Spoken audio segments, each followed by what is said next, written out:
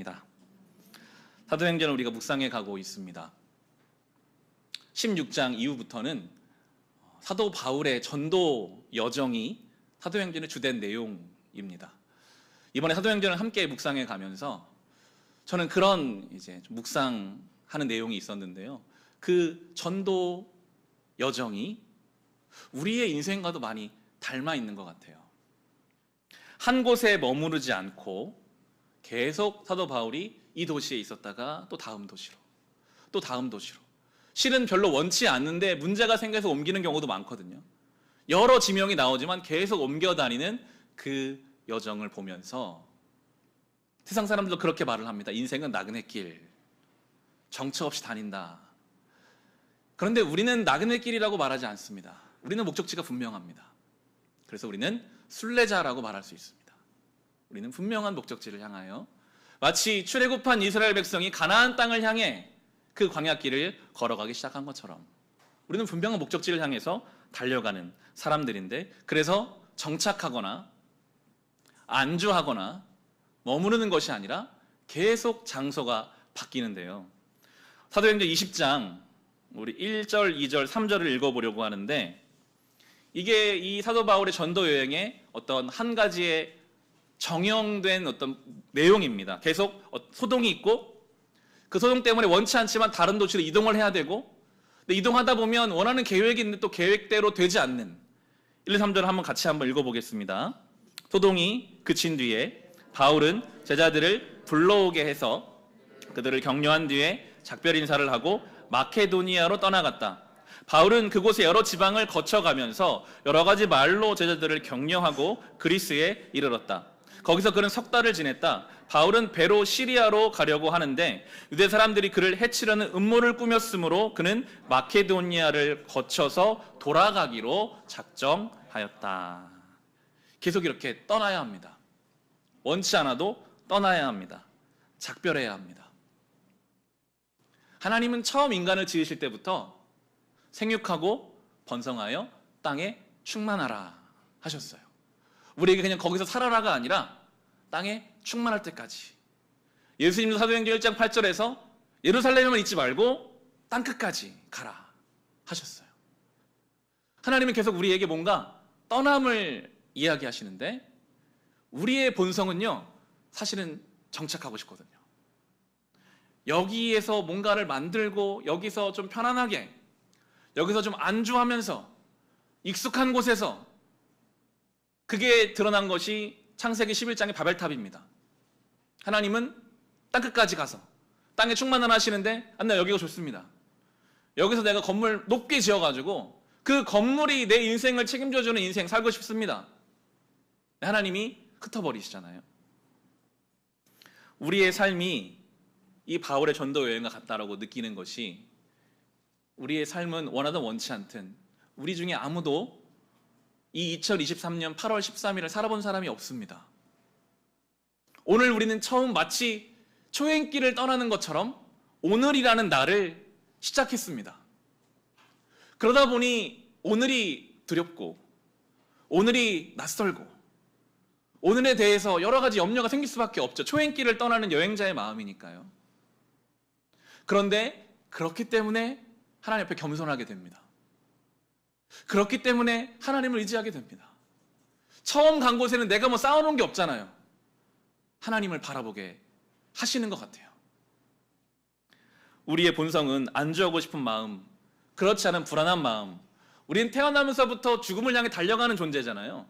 그러니까 우리 속에는 그냥 알 수 없는 불안이 있습니다. 그래서 그 불안을 어떻게 덮고 싶은데, 저는 학생 때는 대학이라는 어떤 목적지에 도달하면 이 알 수 없는 불안이 끝날 거라고 생각했어요.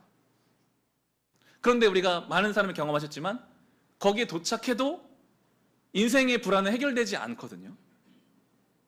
대학에 처음 들어가서는 내가 군대를 안 갔다 와서 미필이라서 내가 뭔가 좀 마음이 불안함이 있나? 군대를 갔다 오면 해결될까? 아니잖아요. 내가 아직 미래가 불확실해서 그런가?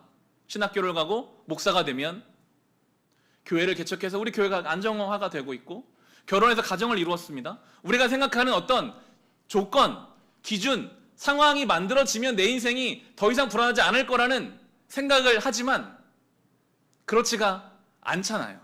그렇지가 않거든요. 우리는 주님 앞에 가는 그날까지 날마다 초인길을 가는 순례자입니다.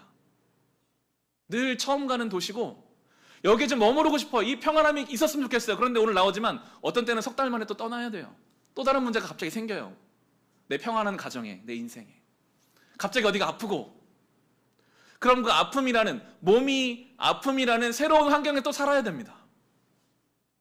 우리가 세종에 살고 있지만 아마 10년, 15년 전에 세종 와서 살 거라고 계획한 사람이 아무도 없었겠죠. 세종이 없었으니까요. 새로운 도시에 와서 사는 우리의 삶, 나이를 먹어간다는 것.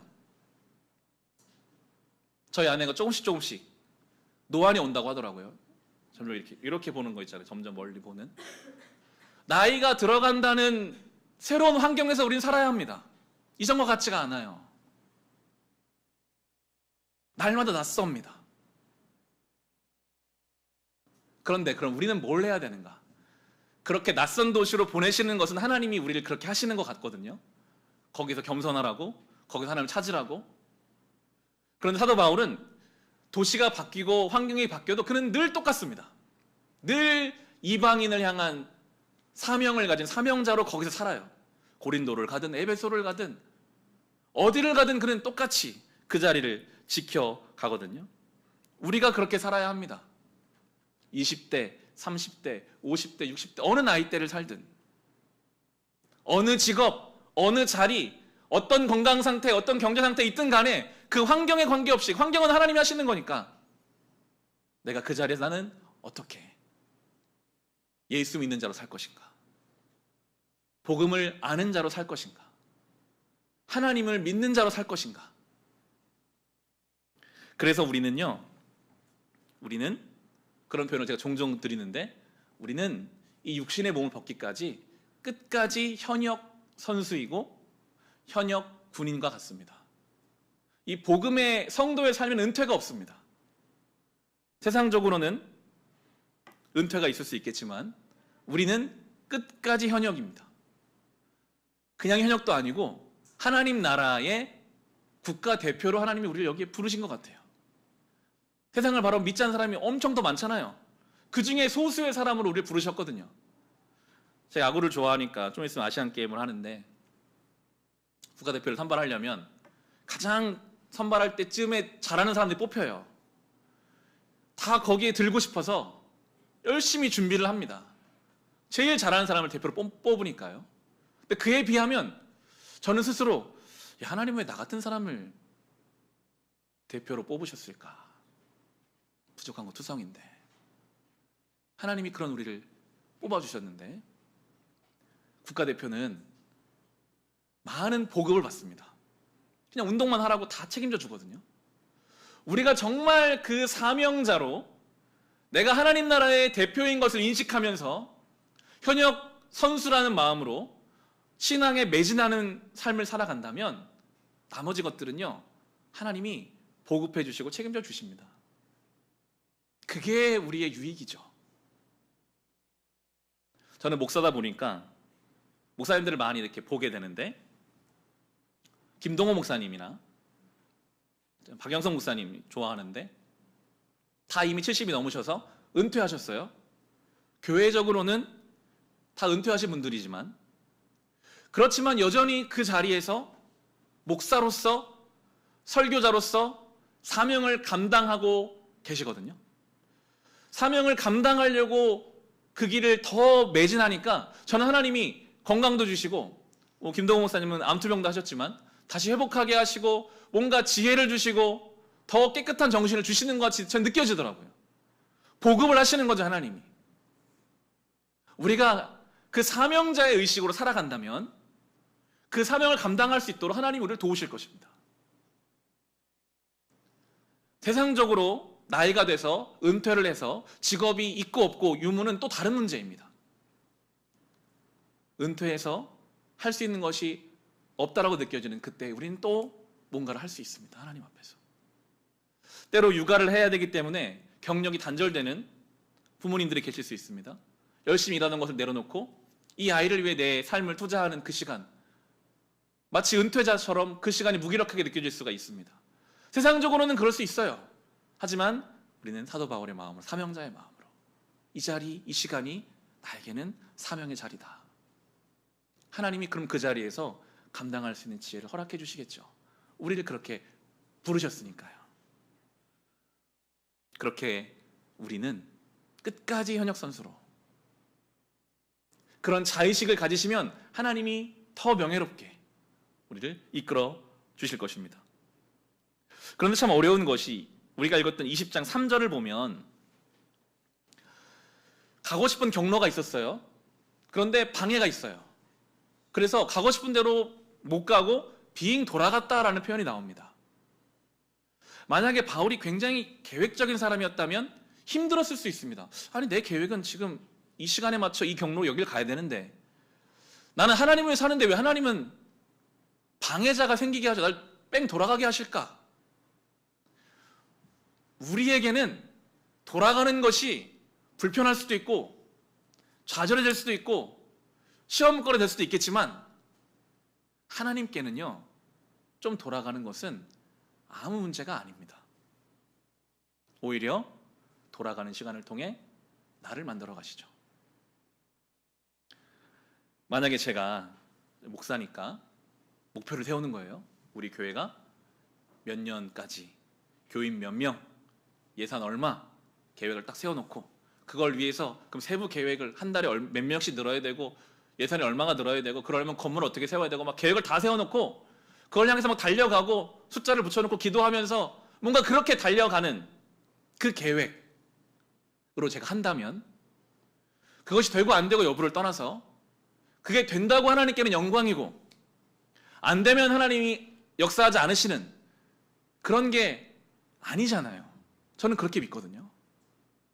한 영혼이 천하보다 귀하기 때문에 최선을 다하지만 돌아가는 것도 안 되는 것도 제가 제 예를 들었지만 열심히 준비한 시험에 될 수도 있고 안 될 수도 있습니다. 우리가 생각하는 나는 내가 지금 내 인생에 이건 반드시 돼야 돼 한다는 어떤 그 일이 될 수도 있고 안 될 수도 있거든요. 왜 나를 돌아가게 하시지? 왜 내 계획은 이건데 왜 안 되게 하시지? 잘 되고 안 되고의 문제에 흔들리는 내 모습을 잘 들여다보면 거기에는 하나님께 드려진 어떤 것이라기보다는 철저히 나의 만족, 다른 사람의 시선, 세상적인 가치, 그게 너무 커버려서 돌아가는 것 자체가 막 용납이 안 되고 부끄럽고 좌절스러울 수 있지만 하나님은 바울을 돌아가게 하시잖아요. 전도 여행을 가는 사람인데도요. 돌아가게 하시는 의미가 있다.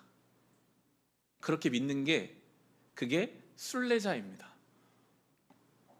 순례자는 등짐을 많이 지고 가지 않거든요. 생각해 보세요. 무거운 등짐을 지고 여행길을 떠난다. 얼마나 스스로 힘들게 하는 것입니까? 저와 여러분은 원하든 원치 않든 이미 순례자의 길에 들어섰습니다. 하나님이 우리를 그렇게 부르셨어요. 그러면 내 욕심의 짐을 짊어지면 짊어질수록 나를 힘들게 합니다. 수고하고 무거운 짐진 자들아 다 내게로 오라. 내가 너희를 쉬게 하리라. 하시는 그 주님께 짐을, 전 주일 예배 그런 시간인 것 같아요. 짐을 또 내려놓는 거죠. 주님, 제가 이걸 내려놓습니다. 주님께 맡깁니다. 그리고 자유하게 돌아가면 돌아가는구나. 못 가면 못 가는구나. 두려워하지 않으셔도 됩니다. 끝내는 우리는 도달에 있습니다. 어떻게든 주님 우리를 그 자리까지 오게 하십니다. 광야 40년 광야길 먹을 게 없었어요. 먹을 거 주세요. 갈 길을 몰랐어요. 구름기둥 불기둥 인도하시거든요. 시간이 많이 걸릴 수는 있겠으나 어떻게든지 도달하게 하실 것이기 때문에 우리는 좀 더 자유하게, 담대하게, 분명한 어떤 사명자의 자의식을 정체성을 가지고 이 길을 걸어가야 합니다. 그렇게 바울은 그 길을 거쳐서 이제 오늘 본문 21장에 오면 예루살렘에 입성합니다. 우리가 15장에서 사도 바울이 예루살렘에 온 적이 있었어요. 안디옥 교회를 대표해서 그때 중요한 회의가 있었습니다. 할례를 받아야 되냐 받지 않아야 되냐, 그게 구원의 관계에 문제가 있는가 없는가, 이게 15장에서 중요하게 결정했던 교회의 내용이었습니다. 그때 할례가 중요한 게 아니라 믿음이 중요하다. 그로부터 한 10년 정도 지난 시점으로 이 21장을 봅니다. 10년 동안 사도 바울이 그래서 이방인 선교자로 살았어요. 할례 받지 않은 사람들도 구원받을 수 있다. 그가 수없이 경험했어요. 예루살렘에 올라왔는데, 10년 만에 올라왔는데 또 이걸 문제 삼는 거예요. 당신이 할례에 대해서 가볍게 여기지 않았냐. 지금 그것 때문에 불만인 사람이 많다. 당신이 모세에 대해서 전혀 하지 않은 이야기까지 막 바울에게 이야기하면서 그의 10년의 사역을 어찌 생각하면 모욕할 수 있는 언사를 막 합니다. 보겠습니다. 21장 20절에서 24절을 이제 볼 텐데, 그러니까 이제 바울 보고 좀 정결 예식을 좀 해라. 그렇게 해서 사람들의 마음을 잠잠하게 해줘라. 이렇게 요구하는 내용이 20에서 24절. 우리 같이 한번 21장 20에서 24절 같이 읽겠습니다. 그들은 이 말을 듣고서 하나님께 영광을 돌리고 바울에게 말하였다. 형제여, 당신이 보는 대로 유대 사람 가운데는 믿는 사람이 수만 명이나 되는데 그들은 모두 율법의 열성적인 사람들입니다.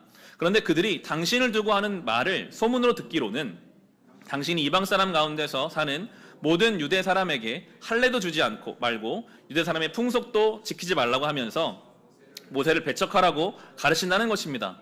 그러니 어떻게 하면 좋겠습니까? 그들은 틀림없이 당신이 왔다는 소식을 들을 것입니다. 그러므로 당신은 우리가 말하는 대로 하십시오. 우리 가운데서 하나님 앞에 스스로 맹세한 사람이 넷 있습니다. 이 사람들을 데리고 가서 함께 정결 예식을 행하고 그들이 머리를 깎게 하고 그 비용을 대십시오. 그러면 사람들은 모두 당신의 소문이 전혀 사실이 아니며 도리어 당신이 율법을 지키며 바로 살아가고 있다는 것을 알게 될 것입니다. 이게 성경에 쓰여 있는 말이지만 아주 기분 나쁘게 받아들일 수 있거든요. 지금 소문만 듣고 바울에게 요구하는 거예요. 바울이 10년 동안 율법과 할례보다 복음의 능력으로 수많은 사람 변화되는 것을 보고 온 사람인데 그에게 지금 율법에 대해서 많은 사람들 앞에서 당신이 이걸 지킴으로써 스스로 떳떳하게 변호해라. 이게 만약에 더 정치적인 느낌으로 본다면 예루살렘이라는 교회가 스스로 예수님의 어떤 적통성을 가지고 있는 이 교회가 뭔가 지금 자라나고 있는 이 사도 바울 이방인 중심의 교회를 군기를 잡으려고 하는 걸로 볼 수도 있거든요. 지금 하나님 하신 역사가 이렇게 10년 동안 많았는데 나한테 지금 율법 가지고 아래로 나를 보는 거냐. 나 더 이상 예루살렘 교회하고 이제 단절하고 나는 그냥 이방인 선교하겠다. 내 기분 나빠서 못하겠다.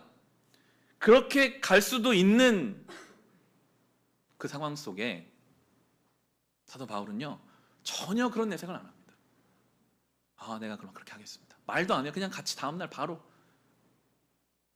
혹시 율법의 문제는 전혀 복음과는 관계가 없을 수 있지만 거기에 메인은 한 사람이라도 있다면 내가 그를 위해 맞춰줄 수 있다. 바울은 그런 생각을 했겠죠.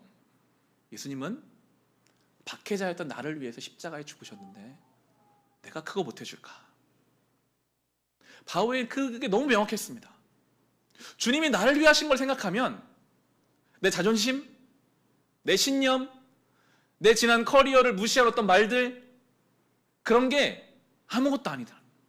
나를 위해 죽으신 주님 앞에서 내가 당연히 할 수 있습니다.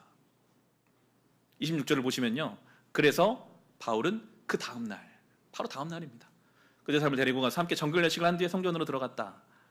정결 기한이 차는 날짜와 각 사람을 예물을 바칠 날짜를 신고하였다. 아무 말도 하지 않고 이거 장부에 잘 달아넣어라. 내가 이번에 봐주는 거다. 다음번에 내 필요할 때 그럼 너네가 뭐 해줘라. 이런 얘기가 전혀 없이 얼마든지 자기를 낮춰서 맞춰줍니다. 내 기준이 높고 내 기준에 전혀 못 미치는 사람들을 만날 때 왜 못 올라오냐고, 왜 그걸 모르냐고, 왜 못 믿냐고 끌어올리려고 막 애쓰고 다그치는 게 아니라 자기를 낮춰요. 얼마든지 낮춰서 그들과 함께 이 길을 갑니다. 왜냐하면 주님이 그렇게 하셨으니까요. 주님이 만들어 놓은 그 의라는 기준에 아무도 의는 없네, 하나도 없다. 그럼 하나님이 막 채찍질 하시면서 올라오는 사람만 살고 이 기준 밑은 다 심판이다, 그렇게 안 하셨잖아요. 하나님 나라는 그런 방식으로 오지 않거든요. 그 죄인의 자리까지, 아무것도 모르는 죄인의 자리까지 오셔서 맞춰주셔서 하나님 나라가 오게 하시거든요. 그게 복음의 내용입니다. 항상 읽어도 좋은 말씀이죠. 빌립보서 2장 5절에서 11절 한번 찾아보겠습니다. 빌립보서 2장 5에서 11절, 이게 바로 복음입니다. 기준을 낮춰주신 사도 바울이 이걸 너무 잘 알고 있었기 때문에. 빌립보서 2장 5에서 11절 말씀 제가 읽어드리겠습니다. 여러분은 이 마음을 품으십시오. 그것은 곧 그리스도 예수의 마음이기도 합니다. 그는 하나님의 모습을 지니셨으나 하나님과 동등함을 당연하게 생각하지 않으시고 오히려 자기를 비워서 종의 모습을 취하시고 사람과 같이 되셨습니다. 그는 사람의 모양으로 나타나셔서 자기를 낮추시고 죽기까지 순종하셨으니 곧 십자가에 죽기까지 하셨습니다. 그러므로 하나님께서는 그를 지극히 높이시고 모든 이름 위에 뛰어난 이름을 그에게 주셨습니다. 그래야 하늘과 땅 위와 땅 아래에 있는 모든 것들이 예수의 이름 앞에 무릎을 꿇고 모두가 예수는 그리스도는 주님이시라 고백하여 하나님 아버지께 영광을 돌리게 하셨습니다. 아멘. 하나님 나라는 이런 방식으로 옵니다. 우리가 속한 가정이 하나님 나라 되게 원하신다면 내가 알고 있는 게 이거니까 빨리 올라와, 여기에 맞춰, 왜 이거 못해? 그런 방식으로 오지 않거든요. 우리가 그 밑에까지 같이 내려가서 얼마든지 맞춰주고, 진리와 비진리의 문제가 아니라면 얼마든지 낮추고 맞춰주고 그들의 목소리에, 그들의 마음에 살펴줄 때 하나님이 올리신다고 말씀하신, 하나님이 다시 올리셔서 하나님 나라가 오게 하신다. 바울은 그걸 잘 아는 사람이었기 때문에 예루살렘 교회 요구를 얼마든지 맞춰주었고, 그렇게 하나님 나라는 이루어져 가는 것을 봅니다. 순례자로 살아가는 성도의 삶, 바로 이런 모습인 것 같아요. 얼마든지 맞춰줄 수 있고 일희일비하지 않습니다. 늘 구원받은 그거 하나 때문에 기쁨으로 가는 거죠. 바울의 사역을 보면 사역이 잘 되는 도시도 있고 안 되는 도시도 있어요. 거기에 별로 개의치를 않아요. 먼지를 떨어버리듯이 결과는 떨어버리고 또 주어진 길을 갑니다. 어떻게 이럴 수 있을까? 우리가 하나님의 자녀이기 때문이죠. 자녀는 부모를 DNA상으로 닮잖아요. 우리는 못합니다. 그러나 우리가 정말 하나님의 자녀가 되면 그렇게 그 하나님의 아들이셨으나 자기를 버리시고 낮추신 그 예수님의 그 모습이 우리에게도 드러나게 되는 거죠. 사도행전 20장 우리 32절을 보시면요, 20장 32절에 나는 이제 하나님과 그의 은혜로운 말씀에 여러분을 맡깁니다. 하나님 말씀은 여러분을 튼튼히 세울 수 있고 거룩하게 된 모든 사람들 가운데 여러분으로 하여금 유업을 차지하게 할 수 있습니다. 지난 금요일에 나누었던, 새벽에 나누었던 말씀인데요, 저는 이 말씀을 나누면서 이게 에베소 교회와 이제 헤어지면서 사도 바울이 이야기하는 거예요. 나는 이제 떠나지만 그 교회를, 본문을 잘 읽어보시면 하나님의 말씀에 맡기겠다 합니다. 그리고 하나님 말씀이 여러분을 튼튼히 세울 것이다. 교회는 그런 것 같아요. 인간적인 방법과 어떤 시스템을 가지고 뭔가를 하는 것도 물론 필요하고 중요하지만 궁극적으로는 하나님의 말씀이 교회를 튼튼하게 합니다. 하나님의 말씀이 성도의 신앙을 건강하게 합니다. 그게 제일 중요한 부분입니다. 그리고 유업이라는 단어가 저는 많이 와닿았는데, 우리말로 배울 때 이 유업이라는 말은 유산, 그러니까 부모로부터 물려받는 어떤 것을 말합니다. 하나님이 우리 아버지시니까. 우리만큼 아버지 잘 만난 사람 없잖아요.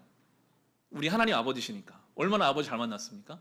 그 아버지로부터 엄청나게 풍성한 유산을 물려받는데, 그런데 하나님 말씀으로 그 유업을 차지할 것이다 합니다. 우리가 아무리 하나님의 자녀여도 하나님이 엄청나게 풍성한 그 유산을 우리에게 큰 금고안에 주셨는데 말씀이라는 열쇠가 없으면 못 열어요. 갖고는 있는데 누리지를 못해요. 순례자의 그 자유로움, 얼마든지 자기 기준 낮출 수 있는 그 풍성한 은혜가 이미 자녀들 우리에게 다 주셨거든요. 그런데 이걸 말씀을 통해 알아야지 내가 누리는데, 모르면 받았으면서도 아주 빈곤한 삶을 살아가는 안타까운 인생이 되는 거죠. 하나님께로부터 받은 그 풍성한 유산을 누릴 수 있는 키가 하나님의 말씀이라고 저는 그렇게 묵상해 보게 되었습니다. 말씀을 그래서 읽으면 읽을수록 내가 이 땅을 순례자로 사는 거구나. 그걸 알면요 굉장히 자유로워요. 내가 하나님의 자녀구나. 그러니까 내가 예수를 닮아갈 수 있겠구나. 그걸 알아야 유업을 누릴 수가 있거든요. 성경 말씀의 중요성을 그 말씀으로 우리가 순례자임을 알고 하나님 자녀임을 안다는 것을 생각해 보게 되면서 오늘은 영상을 하나 같이 보고 싶은데요. 지난 주 중에 새롭게 하소서에 그 김길이라는 개그맨이 나왔었습니다. 저희 때는 알려진 사람이었는데 조금 연배가 계신 분이 아예 모르시는 분도 계시더라고요.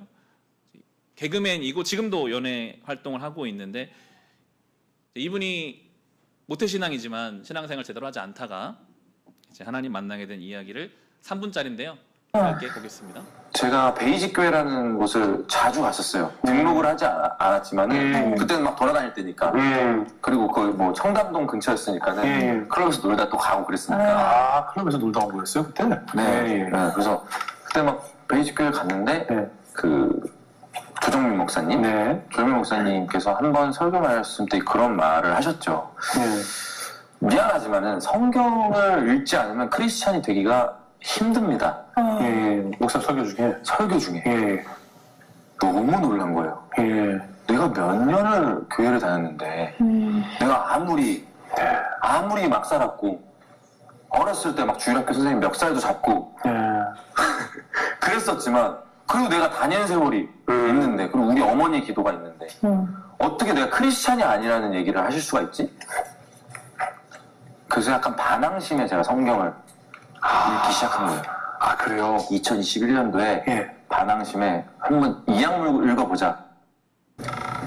저는 정말 성경을 한 장 한 장 읽으면서 한 장 한 장 제 이 피부가 벗겨진 것 같아요, 사실. 그래서 제 안에 예수님이 드러나는 상황까지 벗겨진 것 같아요. 성경을 통독하면서? 한 장 한 장. 네. 그리고 읽고 나서 생각하는 거는 성경 일독하고 제가 이제 새로 태어났다고 생각해서 정말 새롭게 하소서처럼 그때 제가 한 살 먹었다고 생각했어요. 내가 이제 지난 날의 나이는 의미가 없구나. 내가 이제 한 살이구나. 이런 생각이 들 정도로 많은 변화가 있었던 것 같아요. 뭐 사고방식도 굉장히 많이 변하고 사람을 바라보는 것도 변하고 그래서 이제 변한 건 사실 너무 많기 때문에 이렇게 차차 또 말씀을 드리겠지만은 어쨌든 저는 너무 단순했어요. 큰 사건 없이 오로지 성경을 읽고 지금 이렇게 됐어요.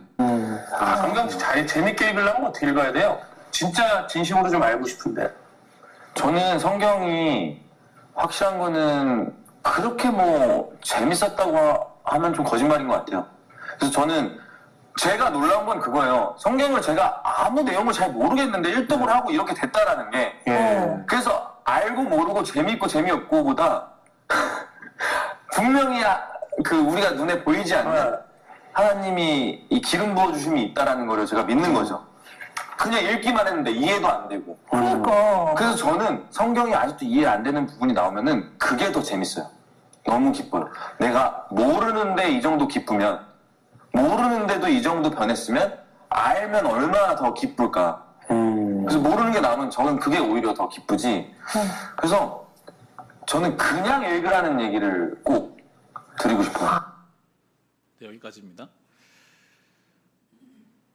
아주 최근에 회심한 이야기죠. 감사하더라고요. 이 시대에도 성경 말씀을 그냥 한 번 이해가 되지 않는 부분도 있고 하지만 읽어가는 동안 그가 말한 것처럼 내 안에 이미 있는 그 복음이 드러나는 경험. 내가 그냥 이 땅에 사는 존재가 아니라 오늘 본문으로 말한다면 내가 순례자로 부름받았구나. 이걸 아는 것은요 정말 새로 태어난 것과 똑같거든요. 완전히 다릅니다. 바라보는 게 완전 다 달라집니다. 돌아가는 것이 다른 사람들에 비해서 뒤처지는 것이 견딜 수가 없던 인생에서 돌아가는 것이 하나님 나를 만들어 가시는 과정일 수 있겠구나. 그렇게 받을 수 있다는 것이 완전히 다른 거죠. 베이직 교회 조정희 목사님이 그렇게 좀 세신 편이시잖아요. 그렇게 말하셨겠죠. 여기 앉아 계신 분들 중에 성경 읽지 않으면 성도가 아닐 수 있습니다. 아무리 성경을 추립해 보십시오. 종교인일 뿐이지 성경 읽지 않으면 성도가 아닙니다. 그 말에 이제 성경을 읽기 시작했고 성경을 통해 달라졌고 모르는 것이 있어도 나는 모르는 것인데도 이걸 알아가면 얼마나 더 좋을까 기대한다. 그 말이 참 인상적이더라고요. 성경 말씀을 통해 우리는 하나님이 주신 유업, 유산, 하나님이 우리에게 자녀로 주신 수많은 것들을 누릴 수 있습니다. 성경을 안 보고 그냥 왜 하나님 나 안 주시나? 왜 안 도와주시나? 그게 아니라 성경 말씀 가운데 하나님 이런 분이시구나. 내 인생은 이런 의미가 있구나. 그걸 하루하루 깨달아 갈 때 우리는 사도 바울처럼 어느 도시에 가든 어디를 가든 무엇을 하든 오늘도 그 자리에서 또 사명자로 끝까지 현역 선수로 하나님의 도우심을 받으면서 살아가게 될 것입니다. 다시 시작하는 이 한 주는 또 초행길일 거예요. 또 낯설고 또 예상하지 않은 문제가 아마 올 것입니다. 그게 우리를 불편하게 할 겁니다. 두려울 수 있습니다. 하지만 괜찮습니다. 두려우면 두려운 대로, 돌아가면 돌아가는 대로 우리는 주와 함께 이 길을 걸으니까요. 그 믿음을 가지고 다시 이 한 주를 살아갈 수 있으시기를 주님의 이름으로 축원합니다. 우리 순례자의 노래 찬송 같이 부르겠습니다.